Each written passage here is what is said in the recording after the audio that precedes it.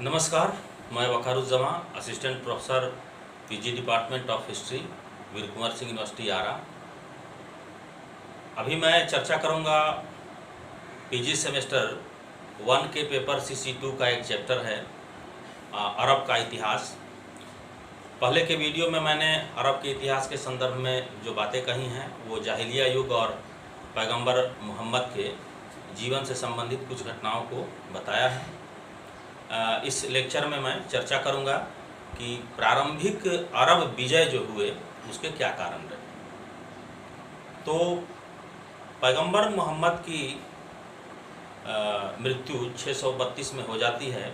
उसके बाद 4 पवित्र धर्मनिष्ठ खलीफा होते हैं 632 से 661 के बीच में। वे क्रमशः हजरत उमर अबू बकर, हजरत उमर, उस्मान और हजरत अली, यानी अबू बकर, हजरत उमर, हजरत उस्मान और हजरत अली, ये 4 धर्मनिष्ठ खलीफा थे प्रारंभिक। और इनके पीरियड में जो इस्लाम का विस्तार हुआ उसमें प्रारंभिक जो 2 खलीफा थे अबू बकर और हजरत उमर, ये इन दोनों का काफ़ी अहम रोल रहा है। इसके कारणों के तह में जब हम जाते हैं तो कई तरह के इतिहासकारों ने इसकी अलग अलग व्याख्या दी है। कुछ लोगों ने इसे बिल्कुल धार्मिक आधार पर इसके विजय विस्तार को देखा है। कुछ लोगों ने इसके पीछे राजनीतिक कारणों को देखा। लेकिन कुछ इतिहासकारों ने जहाँ वो धारणा थोड़ी वैज्ञानिक भी सही प्रतीत होती है कि इसके आर्थिक कारणों पर अधिक महत्व दिया है। तो हम ये देखेंगे कि राजनीतिक, धार्मिक और आर्थिक कारणों में क्या लोगों की राय है। क्योंकि अन्य इतिहासकार जो भी थे वो अपने अलग अलग, जैसे जो इस्लामिक इतिहासकार थे, जो अरबी लोग थे, धार्मिक लोग थे, उन्होंने इसके कारणों के पीछे धर्म को ही आधार बताया है। कुछ ईसाई लेखकों ने भी इसको धार्मिक कट्टरता से जोड़ करके देखा है। तो बहुत सारे ऐसे भी इतिहासकार हैं जिन्होंने इसके अन्य पहलुओं पर भी ध्यान दिया है, उधर भी अब कोशिश की है कि उन सब चीज़ों में भी इनके विजय के कारणों को खोजा जा सके। सबसे पहले हम देखते हैं कि जब अरब में पैगंबर मोहम्मद की मृत्यु हो जाती है तो अबू बकर जो थे, इनको लंबा अनुभव था। इन्होंने अपना पूरा जीवन मोहम्मद साहब के साथ गुजारा था। एक लंबा अनुभव था इनके पास सैनिक अभियानों का, और ये एक कुशल सैन्य संचालक और संगठनकर्ता भी बनते हैं। जब ये सत्ता में आते हैं तो इन्होंने बहुत ही अच्छे तरीके से एक प्रशासनिक व्यवस्था को गठित किया। और उमर आगे चल करके इतना अस्थाई व्यवस्था दे देते हैं जिसके चलते बहुत सारे जो राज्य के राजस्व के सोर्सेज हैं वो बढ़ जाते हैं। सैनिकों की जो दक्षता है वो बढ़ जाती है, क्योंकि प्रशासन का और सैनिकों का जो संगठन जितना व्यवस्थित तरीके से हजरत उमर के काल में होता है, उसी का प्रभाव था कि ये जहाँ भी युद्ध करते थे तो युद्ध के बाद शांति की तरफ चले जाते थे, और जब शांति स्थापित हो जाती थी तो जो विजय मिलती थी उससे फिर समृद्धि की तरफ ही आगे बढ़ जाते थे, और एक सुगठित प्रशासनिक तंत्र वहाँ विकसित हो जाता था। कई ईसाई लेखकों ने या जो अरबी लेखक हैं मुस्लिम, उन लोगों ने बताया है, इसको अधिक धर्म से जोड़ करके दिखाया है कि इसके पीछे जो है वो इस्लाम का प्रचार प्रसार और जिहाद का नारा दिया। उसके अलावा इन लोगों ने ये भी कहा है कि जो मुसलमान थे, जो अरब के सैनिक थे, वो एक हाथ में कुरान और दूसरे हाथ में तलवार लेकर के अपना विजय यात्रा प्रारंभ किए थे। अगर वो कहीं किसी राज्य पर आक्रमण करते थे तो वहाँ के जो लोग थे उनको या तो इस्लाम कबूल करना पड़ता था इस्लाम धर्म स्वीकार करना पड़ता था, अन्यथा उनको मौत के घाट उतार दिया जाता था। लेकिन इससे हट करके कुछ लोगों की जो राय है, कुछ इतिहासकारों की राय है, उसमें यह देखा गया है कि इसके पीछे जो धार्मिक पहलुओं पर जो जोर दिया गया है, यह शुरुआती प्रेरणा तक यह सीमित था। इसको हम लोग प्रेरणा तक ही देख सकते हैं, क्योंकि वहाँ के जो बद्दू थे, जो नए नए इस्लाम धर्म को स्वीकार किए थे, बहुदेववाद से केशवरवाद की तरफ, और उस धर्म में अपनी आस्था को प्रकट करने के लिए, और उसमें इनका जो पुराना जनजातीय स्वरूप था, जो पुरानी इनके जनजातीय जैसे कबीलाई जीवन में जो ये युद्धरत रहते थे, अपना साहस दिखाते थे, उन सब चीज़ों को दिखाने का अवसर इनको मिल गया। विस्तार के लिए, विजय के लिए जब ये जाते थे तो ये लड़ाकू प्रवृत्ति के होते थे, तो इनके अंदर युद्ध में जो एक नारा होता था कि अगर आप, इस्लाम में यह बात है कि अगर आप युद्ध के मैदान में मारे जाते हैं या आपकी मृत्यु हो जाती है तो आपको जन्नत मिलेगा और आप ईश्वर के यानी अल्लाह के दर्शन होंगे। तो इस धारणा से बहिष्ठ यानी जन्नत, स्वर्ग प्राप्ति करने की इच्छा से भी लोगों ने युद्ध में शुरुआती दिनों में बढ़ चढ़ करके भाग लिया।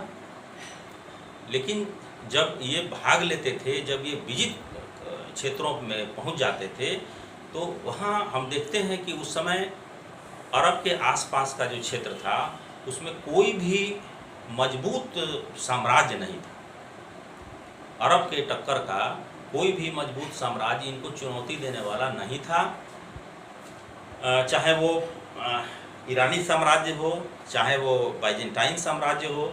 दोनों के आपस में आंतरिक जो घरेलू झगड़े थे, जो घरेलू कलह और अशांति थी, उससे ये काफ़ी पीड़ित थे, परेशान रहते थे। इसके चलते वहाँ के लोगों के ऊपर जो युद्ध होते थे उसका जो कर लगता था वो वहाँ के लोगों को वहन करना पड़ता था। जबकि यहाँ अरब जो जिन क्षेत्रों में अरब विजय प्राप्त करते थे, तो वहाँ जो वो या तो आप इस्लाम धर्म स्वीकार कर लीजिए, तो इस्लाम धर्म स्वीकार कर लीजिए, या फिर जजिया दीजिए। तो वहाँ जो टैक्स के रूप में जनता को देना पड़ता था उससे कम होता था जो राज्य, अरब का राज्य इनसे जजिया के रूप में लेती थी। तो त्रस्त जनता जो थी वो युद्धों से परेशान थी। कई प्रकार के जो कर लगते थे, अधिक मात्रा में राज्य इनसे कर लेते थे, उनसे भी वो परेशान थी। और यही कारण है कि जब अरब वहाँ पर जाते थे तो इनका ये लोग स्वागत किए। आर्थिक कारणों में हम देखेंगे कि अरब की बंजर भूमि के आसपास जो क्षेत्र थे, जो हरे भरे खेत के मैदान थे, उन मैदानों में लोगों ने खेती के लिहाज से या अन्य व्यापार और अन्य जो भी उसमें संभावनाएं हैं, बाग बगीचे, इन सब को ध्यान में रखते हुए ये अपना क्षेत्र विकसित करना चाह रहे थे कि हमारा एरिया बढ़े और उपजाऊ क्षेत्र हमको मिले। चूँकि आबादी इनकी बढ़ गई थी और ज़मीन जो था, जो भूमि थी, वो काफ़ी अधिक थी, लेकिन वो बंजर थी। तो इनको अलग अपना राज्य को अधिशेष उत्पादन प्राप्त करने के लिए, कर प्राप्त करने के लिए और वहाँ के लोगों के जीवन यापन के लिए एक बड़ा भौगोलिक क्षेत्र चाहिए था। तो एक आर्थिक कारणों के पीछे हम ये भी देखते हैं। वहाँ पर हम ये देखते हैं कि बौद्ध धर्म और यहूदी धर्म से हट करके ईसाई धर्म का, जैसे ईसाई धर्म में ईसाई मिशनरियाँ होती हैं, उस तरह से अरब का जो इस्लाम था तो वो भी एक मिशनरी के रूप में कार्य किया। मिशनरी के रूप में कार्य किया, कई तरह के सामाजिक और धार्मिक सुधार उसमें दिखते थे। तो ये सब जो कारण थे, इनके चलते आम जनता जो थी उनके भीतर इनका काफ़ी रिस्पेक्ट बढ़ा और धीरे धीरे आम जनता का जो है वो इनको समर्थन प्राप्त होता चला गया। ऐसा नहीं है कि पैगंबर मोहम्मद के बाद अबू बकर या उस्मान ने युद्ध करके ही सभी जगहों पर विजय प्राप्त की हो। बहुत ऐसे राज्य थे जो पैगंबर मोहम्मद के ही काल में उन्होंने अपना इस्लाम धर्म स्वीकार कर लिया था। यानी ये नहीं है कि बिल्कुल क्षेत्र को जीतें और उसके बाद वहाँ इस्लाम धर्म उस राज्य को अपने में मिला लें, या फिर उस राज्य को हम मजबूर करें कि वो इस्लाम धर्म को स्वीकार करे। तो इसके ऐसे साक्ष्य मिलते हैं कि कुछ राज्य जो थे वो पैगंबर मोहम्मद के भी काल में इस्लाम धर्म को अपनी इच्छा के हिसाब से स्वीकार कर चुके थे। कुछ ऐसे भी राज्य थे जहाँ पर कि आक्रमण किया गया अरबों के द्वारा, और अरबों के द्वारा एक जो मुख्य उसमें युद्ध का जो उनका था, उसमें ये अन्य जो राज्य थे उनसे ये अधिक कुशल थे। इनके पास ऊंट और घोड़े, एक सुसज्जित सेना और सुसज्जित उस समय का जो हथियार था, धनुष, बाण, तलवार, भाला, तो इससे ये प्रहार करते थे।